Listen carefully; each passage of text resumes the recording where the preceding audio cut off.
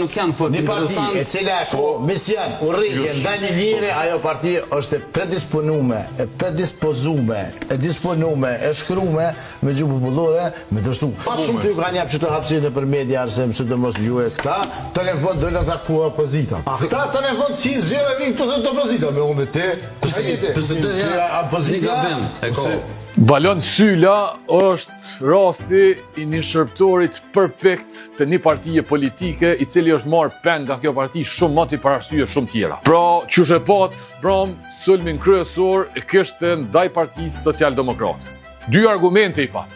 Njëra non tha, na e kemi urrëtie ndaj Albin Kurtit. E fillma vonë tha po merren veç me opozitë. Ai nuk din as çka po thot për neve, pikërisht për shkak se e ka veç detyrë mu marrë me ne. E në këtë kuptim, Valon Sylla problemin që e ka sot me neve, e ka që na po merrem dhe pe kritikojmë opozitën. Argumenti i dytë i tij është ky. Ama qëndron ky argument. Valon Sylla i shojti të gjitha partitë opozitare, nga Partia Socialdemokrate, AK-n, LDK-n, Vjosën dhe të gjithë, veç një parti ai nuk është. Sepse ajo është një parti. Sepse ajo është i PDK-s. Kur gjë nuk është më shumë se sa një shërptor i Partisë Demokratike. Pra, një partije se cila ka të rastis me met në opozitë. Ama qëta shërptor, si kë, e kanë problem PSD-n më shumë se krejt tjerë. Sepse PSD-ja flet me të vërtetën, sepse PSD-ja nuk shantazhohet, sepse PSD-ja nuk kurzohet nga askush.